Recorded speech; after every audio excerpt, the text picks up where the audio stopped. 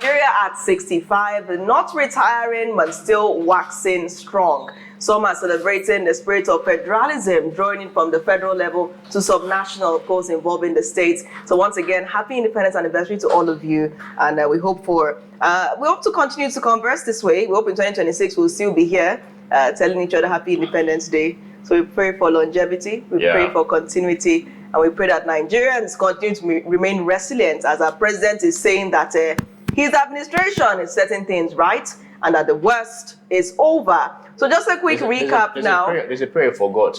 You pray that Nigeria does not happen to you and I. Yes, I pray Nigeria doesn't happen to you and I. I pray that doesn't happen to anyone. So we all recall that President Bola Tinubu did address the nation in a 7 a.m. broadcast this morning, and that is usually tradition with Independence Day, at least one tradition that we're upholding. Now we're no longer having the military parades. So just a quick summary of his third Independence Day address, where of course he was marking Nigeria's 65th anniversary with a message of progress, resilience, and renewed hope. In this address, he paid tribute to Nigeria's founding nationalists and acknowledged the country's long journey through civil war, political crisis, and economic hardship. While admitting that not all dreams of the past have been fulfilled, he emphasized that Nigeria has made significant progress, particularly in education, infrastructure, technology, and national cohesion.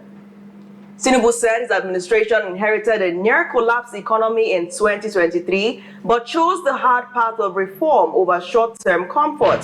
He highlighted the removal of the fuel subsidy, foreign exchange unification, and the focus on inclusive growth.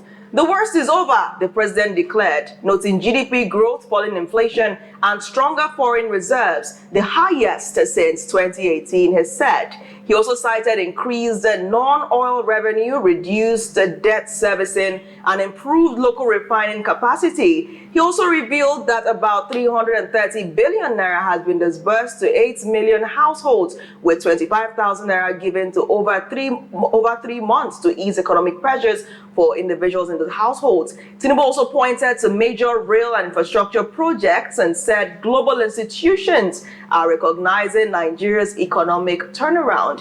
He concluded his address with a call for unity, hard work, and belief in a better Nigeria for future generations. And that's a summary of what he had to say to Nigerians this morning. Joining us now to assess Nigeria's 65 years old are two special guests. We do have Afia TV, political and economic correspondent Nnamdi Obaya, and legal practitioner Barrister Chiagozie Wabuko. Happy Independence to you both, 65 years and still counting. Happy Independence to Nigeria. Not to you. No, I mean the independence is for Nigeria. I know the Nigerian. It's for Nigeria. I'm not 65. I refuse to be. One day I will be. He's looking at you in the mirror. How old am I? How old are you? Well, that depends on why you're asking me. You want me to tell them your age? Should I? I know my age. I know you know your age, but do they? Well, in this context, is how old are you? Talking about you being in Nigeria. So we're not 65. I mean, no, retiring. I'm definitely not 65. I'm definitely not anywhere near 65. One of the things everybody always says that a fool at 40 is a fool forever.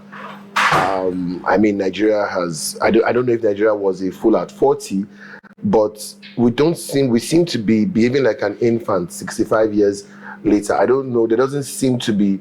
If you were to ask what is the Nigerian identity, it's still not forged. We have ethnic issues, we have religious issues, we have political issues, we have economic issues. Every issue you can think of is facing Nigeria. I saw the president talking, the worst is over. I saw a lot of lovely, easily debunkable numbers that they were throwing about. It's very easy to window dress a problem. What they've done is they brought a mangled body out of a car accident. They put a band-aid, a plaster over one place and said, things are on the up. The worst is over. It's getting better. Because for everything they said, I mean, look at, just to quickly debunk a few of the boasts. One of them is non-oil exports has reached 20 trillion naira. Fantastic. 20 trillion naira is somewhere, if I'm correct, somewhere around 13 billion naira. And if you go back as far as 2014, none of the exports were doing about over 10 billion naira. So 10 billion naira, then 13 billion naira now. You might and $1 billion now. You might say that's fantastic. But don't forget that whatever it is we're exporting, America has inflation that is almost double. So let's even say that things that were $1 then are $2 now. It means that our non-oil exports, if we're keeping the same rate, should be somewhere around $20 billion, not around 13 billion. So it means that we're not selling anything more, because if the price has gone up and your real income has reduced, your non-oil exports have not increased. It's just window dressing the naira, because naira that was, somewhere in the region of 400 naira is now 1,500. So it's easy to window dress and say we are doing better. Then it's talking about, for the first time in 5 years, we have slashed interest rates. The interest rate was slashed from 27.5 to 27. When he came into government, he made it as low as 18.5. Since they came into government, it has been on the increase. Thankfully, some months ago at the MPC, they decided to freeze it at 27 for a few months, and now they slashed it. Bear in mind that government interest rate sets the tone for how banks will lend to other people. He's talking about, even during the Buhari government, they slashed it to as low as 11.5. So when they come here, window dressing a 5% increase, after taking it up from 18 to 27.5, then bringing it down to 27, in September, just last month, in time for Independence Day broadcast. Maybe by Christmas, they'll have another MPC and interest rates will go up. I mean, so many questions. I would like us to talk about the message that he did take from Imo during the state's visit and back to Abuja for the nationwide broadcast. And that is his saying that foreign reserves have risen to $40.3 billion. Foreign reserves. So we're going to come to that. But before then, Barrister Wabuko, the theme for this year's independence is all hands on deck for a greater nation, much rather. Do you think, Barrister Wabuko, that all hands are on deck in Nigeria? No hands are on deck. As long as I'm concerned, no hands are on deck. I don't think you understood that, the meaning of that phrase. It's actually a naval idiom. Because in naval terminology, every sailor or the crew, they are apportioned to different activities. Some may be sleeping, eating, or then on the crew or on the deck working. So all hands on deck. It talks about the situation that there's an emergency. Understand, there's an emergency in the ship, and all the crews are pulled, whether you are sleeping, whether you are eating, whether you are poo-pooing, you go to the deck to rescue a sinking ship. That's what it means. So for me, no hands are on deck. Nigeria is sinking, and the government is not trying to rescue anything. From the federal, state, and local government, they're having a tea party while the nation is sinking. Banditry is everywhere. We are insecure. People are jumping down from third floors because people are even safe in Abuja, the federal capital territory. So which hands are on deck? No hands are on deck. Those hands are Nigeria is an autopilot. Nothing is happening. But I said those hands that are not on deck are probably waving at the airport. They are in the pocket. The hands are not on deck. We're not trying to rescue Nigeria, honestly speaking. Waving at the airport. Oji, go ahead. Sober reflection. That's what we always come about whenever it gets to our Independence Day. Sober reflection. Reflect on how the journey thus far from 1960 up until now, thereabout, by the way. So my question is to the cancel or cancellation of the parade, right?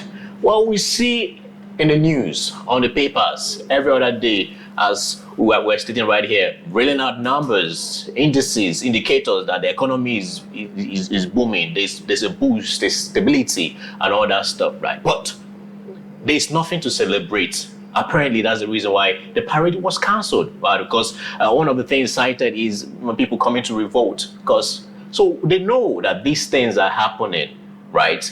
And they also go on the papers and reading out numbers of stability of the economy. How do you connect these things, the lies or the truth, the true nature of the state of Nigeria? How do you connect these abysmal facts and figures that they reel out on the papers every other day, but they can't celebrate our independence? They know that there's anger in the land.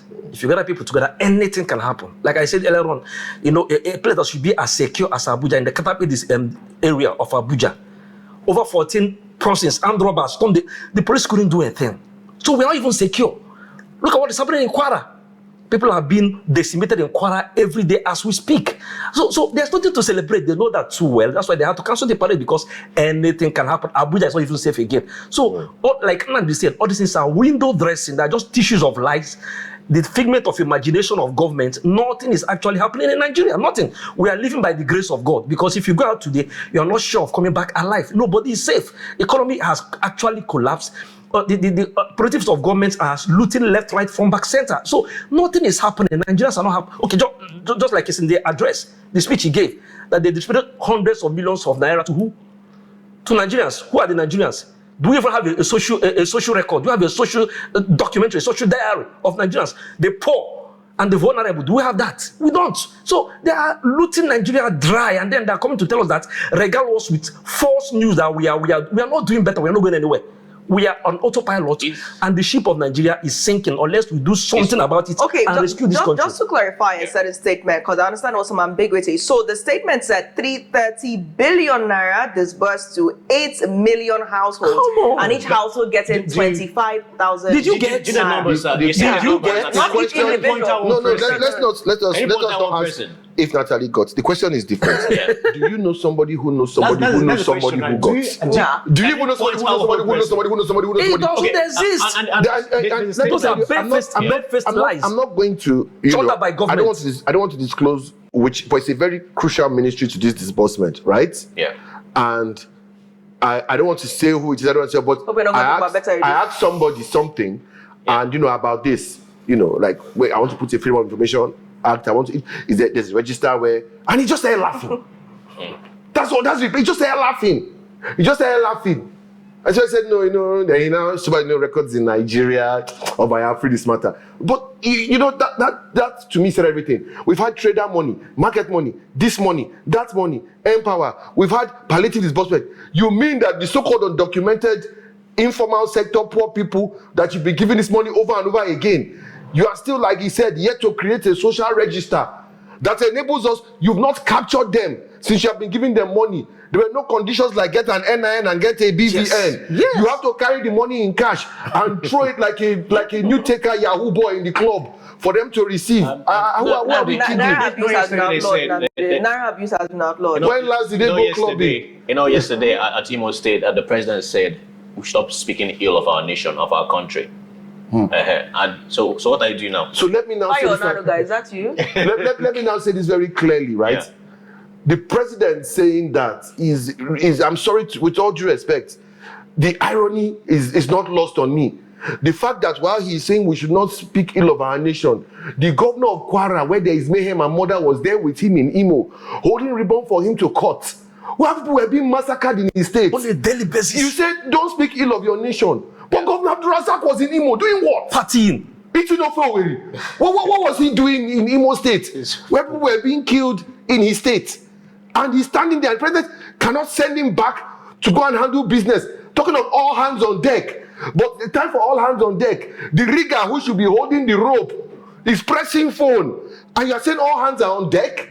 Really? No, all hands should be on deck for a good nation. With the crisis in Kwara, the skipper of that, the first mate for that part of the Nigerian ship, who was in Imo State, no sense of dedication. I heard a statement that I don't want to believe is true, that the only arrest that has been called for by an emir in Kwara is for the arrest of the guy who exposed the killings. It's ridiculous. And I've tried so hard to stay away from this issue, but when the Tinubu administration entered, all the way from Benin Republic, they were able to release Sunday Igboho, else that Zaki was released. Nnamdi Kanu is still in detention. I looked at the language of that statement. They said IPOB ESN terror in the southeast, Boko Haram terror in the northeast, and banditry.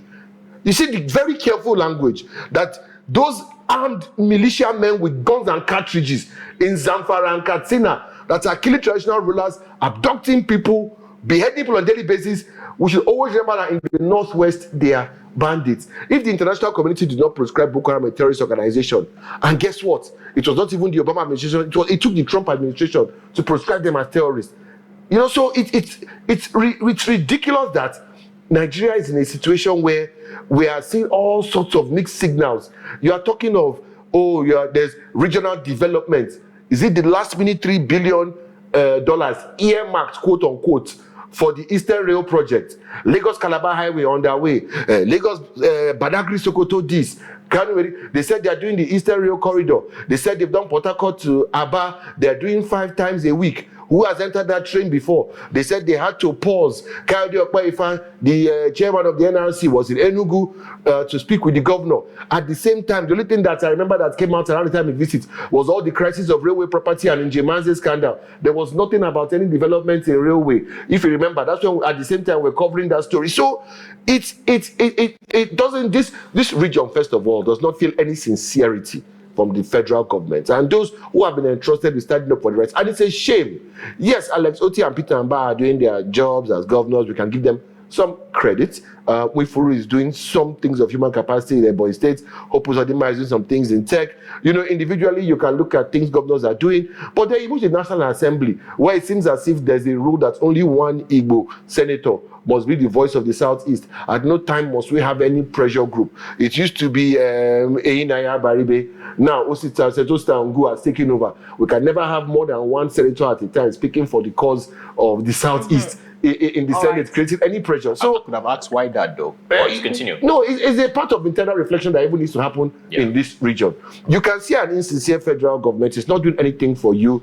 It's paying lip service and doing window dressing and openly to your face having meetings with people that are carrying AK-47 cartridges, coming in convoys of Okada. Nnamdi Kanu, who was never found with any weapon, has tried to stay away from this Nnamdi Kanu issue, but it has become a point where whether you agree or disagree with him, every time the court says release him, you bring up new unfounded charges. It's becoming not just a ridicule to him, but it's almost like do your worst. But I'll state what an individual said online, right? That Nnamdi Kanu's weapon is more deadlier than that of those individuals. What is the weapon? His mouth. Good, but every sheikh in every mosque and every market square and on BBC Hausa inciting radical violence that is leading to actual murder, calling for blasphemy laws to be enacted. There's a man about to be hung for blasphemy in Kanu. Deborah was killed. The other woman, the RCCG pastor, was killed in Abuja. You've had too many people. You've had religious riots.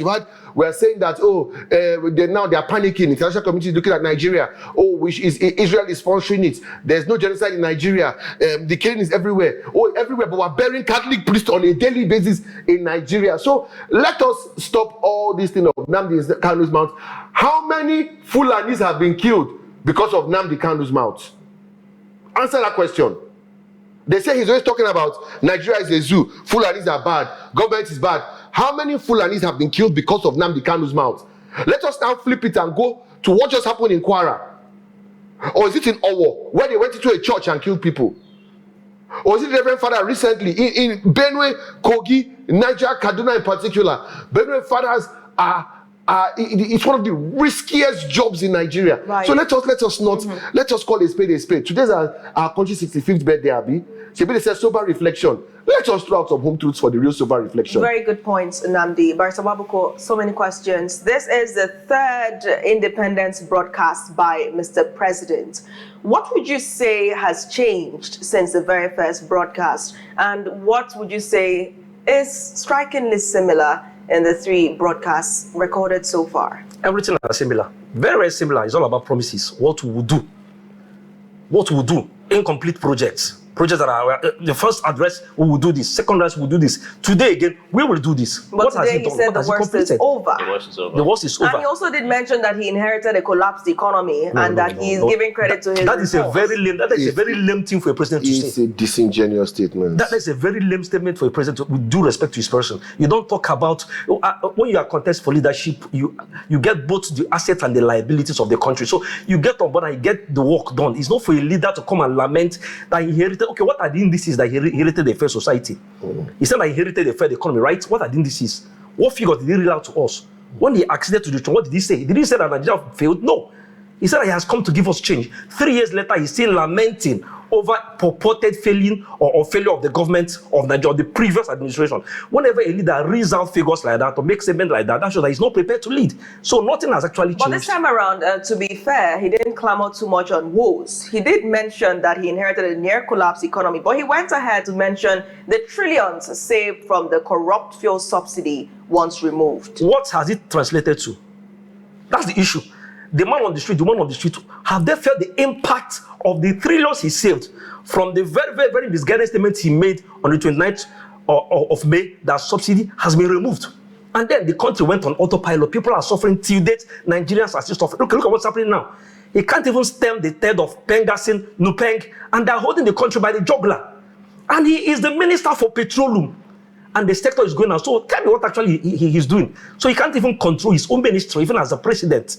So as long as I'm concerned, the country is going down the slippery slope. Mm-hmm. And until all hands will come on deck in reality and in honesty, we are braced for the worst. All right, Nnamdi, now the president has been very vocal about the gains, the achievements in terms of foreign reserves. Yeah. And while we bandy that around, many people don't know how that matters to them. We understand that this could translate to savings in foreign currency. In Imo, during a visit, he said that Nigeria's external reserves have hit $42.03 billion.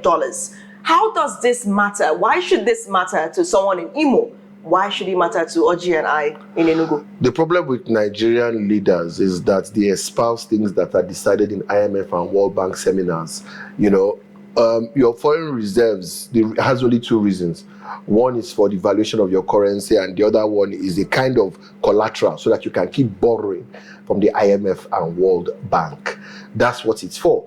And you see them happy because those people are congratulating them on doing the bidding of IMF and World Bank, which is, oh, yes, increase your foreign reserves. Don't worry, be increasing the money there, then come and be borrowing from us. You remove subsidy, you said you save the money, you're still borrowing. Your external reserves are 42 billion, you're still borrowing. Borrowing. And what is backing these loans? Crude. Another thing they mentioned is we're up to 1.68 million barrels per day of crude oil. Fantastic. The truth is that Nigeria, for the longest time, we've had an inverse proportional relationship between our production and the price of crude. We've always produced more when crude is lower, we've always produced higher, lower when crude is higher. It has always been a mismatch like that.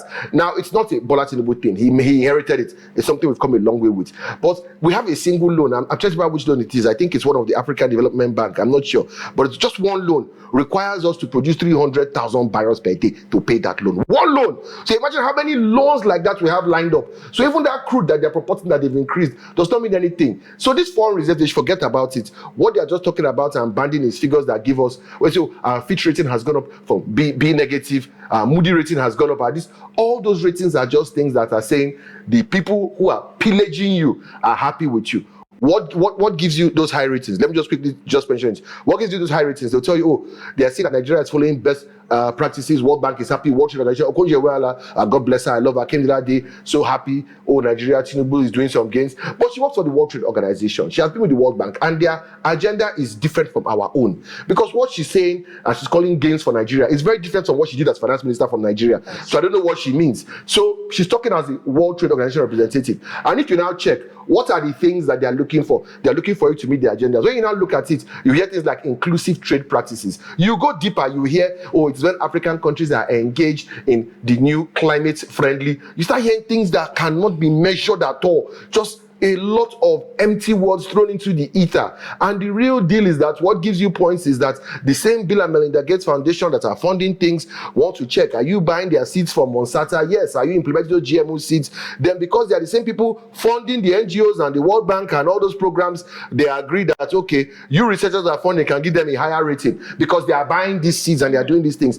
That's all it is. You get in line, you get a higher rating, and they give you the amount of slogans and paperwork you can use to go back home and say the international community respects us, our ratings are higher, our reserves are higher. All these things don't translate to the man in Imo at all, because that man who is a barber, just when Tinubu entered, fuel was 400 dollar was 400 naira, EDC was about less than 70 naira per unit. It's about 206 naira now.